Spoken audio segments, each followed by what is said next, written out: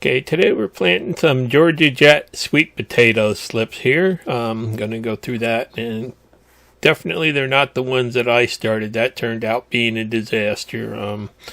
I guess I learned how not to do it next time. I did pick a little bit of fresh bok choy today. We've had some of the salad greens and stuff coming in, so we're having a stir fry. And I did shut down the grow tents and move stuff outside to start hardening off. And this one light here is giving me a little bit of trouble after 6 months. It's starting to flicker, so I'm not quite sure what that is. But I'll have to look into that more. And here they are outside, all the plants. The marigolds are doing great. You see the eggplants, the peppers are doing great. The tomatoes had a hard time. I think they grew too tall, and I had to keep the lights up too high for the shorter stuff, and they were just kind of too packed together.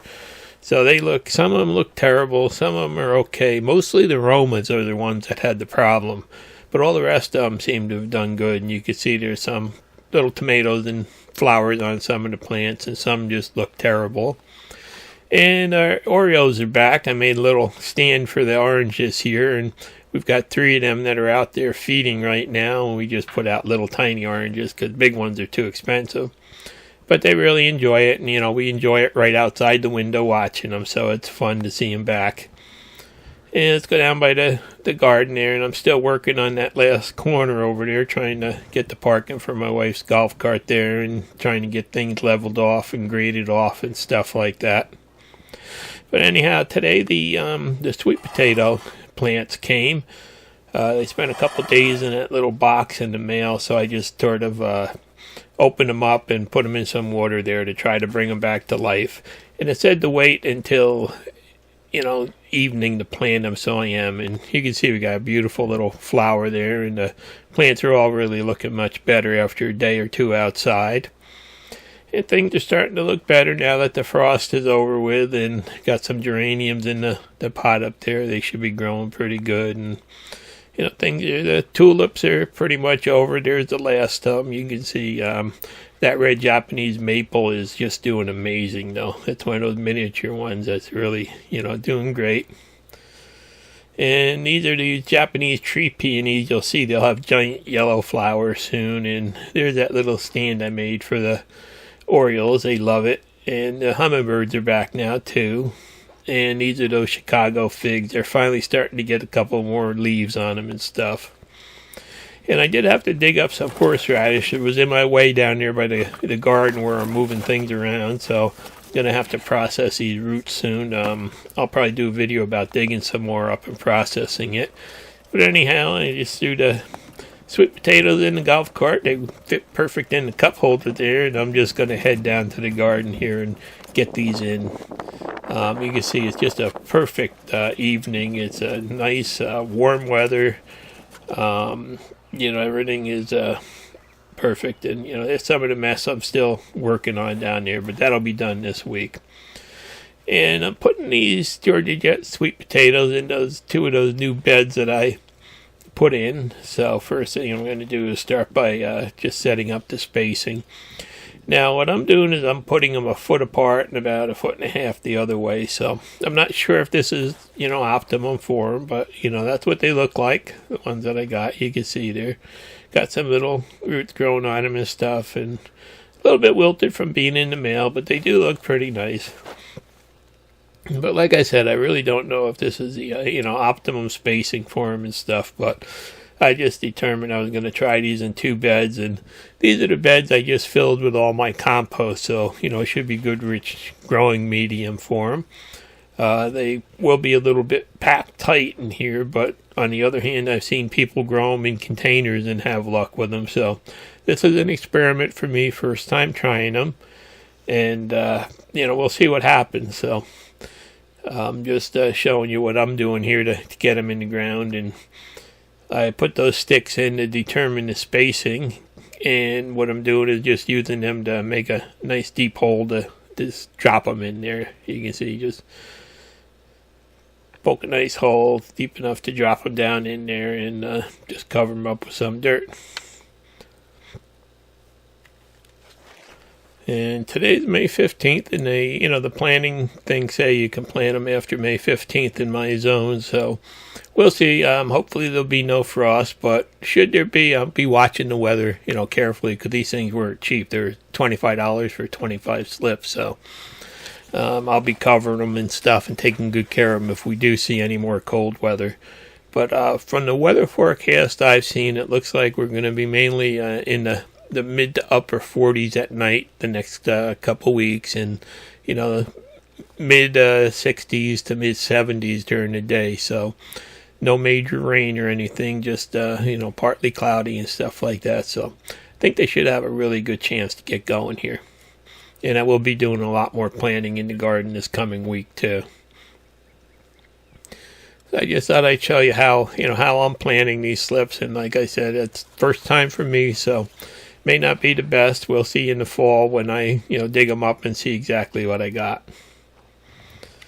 And again, I'm just using that stick that I put in there for the location to poke a hole and then just drop them down in there, and seem to work easiest for me. Now, the ones that I started, I watched that YouTube video about, putting sweet potatoes in a glass of water, and they, grow slips, grow some roots and grow some slips eventually. Well, that just didn't work out for me. I had one potato completely rot off, and I've got two of them. They got a lot of roots, but nothing else. That's it. So, that may not be the best way, so don't always believe what you see on YouTube videos. So I put 12 of them in the box there in that one, and I figured that's just about the most you could possibly put in there. But I got them in there, and now it's just time to get some water soaked in there to give them a good evening to relax before tomorrow when it gets sunny out. And as I said, we are so lucky to have a night that's not windy or anything to do this, because I said do not plant these in the wind. So it's a perfect night to get them in. And again, I got the one bed in, and now it's time to go over and just set up the spacing and the sticks and everything to get the second one in. And we'll see, exactly how these do in these raised beds. I really do love using these raised beds. It's really a lot of fun gardening with them. It's like you just attack each one individually, and you take your time doing it. And once you get them planted and mulched, you really don't have any work after that. So I do love going this way with the garden. So same thing in the second bed. Just poke a hole, stick them in, and hopefully watch them grow. And they are in a really pretty good shape after spending a couple of days in the mail. So, that really surprised me. I thought they might be a little more wilted and stuff like that. So I got 24 in the two beds, and actually there are 6 left over. So I ordered 25, and they did ship 30. So I still have to find a place to put a couple more of them in. And again, same thing over again. Just soak them down good so that they've got some moisture on the roots to get going. And we haven't had any rain in several days, and it looks like we're not going to have it for the next week. So I'll be watering these a little bit every day just to make sure that they get a good start. And I've been carrying water down now. I've got to run some new hose lines next and stuff too. So get them all watered up, and it's really exciting trying something new for the first time. I've never tried these before, and we'll see how they do. And like I said, I do love these raised beds. So those two there have the sweet potatoes, and these 2 new ones on the end have the strawberries in them. You can see I've got them mulched down a little bit with some clippings, and the berries actually are starting to come up now and look pretty good. So I think they're going to all make it. And I just showed planting them in the last video. And you can see the rest of the garden. I've got those couple bins in the front with stuff planted. It's coming in, and the garlic over there on the left is doing good. You see the shallots and the peas are all coming up there. So everything looks good now that the weather's starting to break, and I still have some more grading off here and another load of gravel to get, and soon I'll be done with this whole area over here. So that I'll be happy to have that over with. And as I said, these are what I tried starting, and they kind of turned into a disaster. But, you know, you learn from your mistakes, and I definitely won't try starting them this way again. Next year I'll probably try the dirt method. So, you know, we all learn from mistakes. So I just thought I'd, bring that into a video about starting some sweet potatoes for my first time, and, just a couple of updates on the other things, and, hopefully there'll be more videos in the near future. Thanks for watching. Please subscribe.